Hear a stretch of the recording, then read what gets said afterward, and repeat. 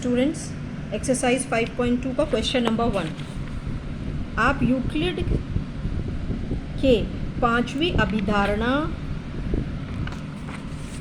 को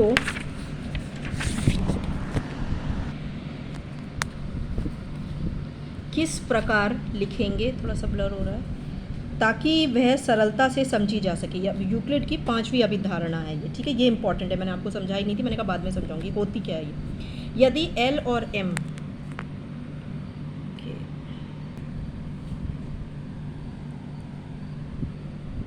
यदि एल और एम रेखाओं को तीसरी रेखा एन काटती है और रेखा एन के एक ही ओर बने दोनों अंतकोणों का योग, फ्रेंड्स अब ये थोड़ा सा ब्लरनेस साफ हुई है, हाँ देखिए ध्यान से दोबारा देख लीजिए इसे। यदि एल और एम रेखाओं में तीसरी रेखा एन काटती है, ठीक है, ये एल और एम रेखाएं हैं और इसको तीसरी रेखा एन जो है ये काट रही है। बिल्कुल क्लियर है, एल और एम दो रेखाएं हैं और इसे तीसरी रेखा एन काटती है और रेखा एन के एक ही ओर बने दोनों अंतकोणों का योग दो समकोण से कम हो।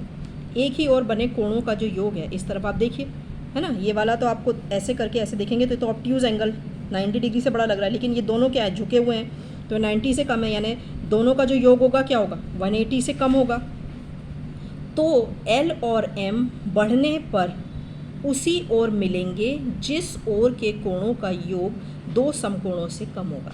यानी एक रेखा एल है, एक रेखा एम है, इसे एक रेखा एन काट रही है, तो जिस ओर कोणों का योग जो होगा वो 180 डिग्री, दो समकोण का मतलब 90 + 90, 180 से कम होगा, रेखाएं उसी ओर मिलेंगी। देखिए इसको अगर हम प्रोड्यूस करें और इसको प्रोड्यूस करें तो ये यहाँ मिल जाएंगे कहीं, लेकिन जहाँ पर 180 से ज़्यादा है, दो समकोणों से अधिक, वहाँ पर ये फैलते ही जाएंगे, ठीक है। अर्थात दो भिन्न प्रतिच्छेदित रेखाएं समान रेखा के समांतर नहीं हो सकती हैं, ठीक है ना, समांतर रेखाओं के ये समान नहीं हो सकती हैं। क्वेश्चन नंबर 2 देखिए, क्या यूक्लिड की पांचवी अभिधारणा जो आपको समझाई से समांतर रेखाओं के अस्तित्व का औचित्य निर्धारित होता है। जो पैरेलल लाइंस हैं, ये पैरेलल लाइंस होती हैं, ये इनको एक ट्रांसवर्सल लाइन एन काट रही है, इन दोनों कोणों का योग, मैंने आपको पहले ही बताया अंत कोणों का, इनका योग 180 होगा और यहाँ भी 180 होगा। ये सिर्फ समांतर रेखाओं में होगा, इस वाली रेखा में ऐसा नहीं होगा। यहाँ 180 से कम है, यहाँ 180 से ज़्यादा, क्योंकि एंगल आपको फैला हुआ दिख रहा है ना, एंगल 3 और 4।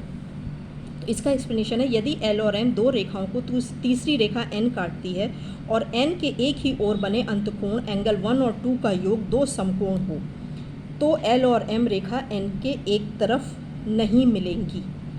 अगर दोनों का योग इनका 180 हो जाए तो ये रेखा बढ़ाते चले जाइए, इधर भी बढ़ाते चले जाइए, ये कभी नहीं मिलेंगी, ठीक है।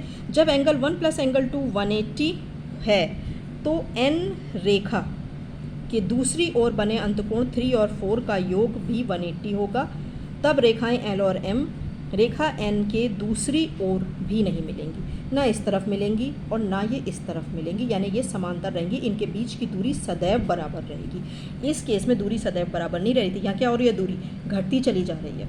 जहाँ पर योग दो समकोणों से कम है और जहाँ दो समकोणों से अधिक है वहाँ ये फैलती जा रही है, ठीक है, दूर होती जा रही है। इस तरह से आप ये दोनों क्वेश्चंस अपनी नोटबुक में फेयर कर लीजिएगा।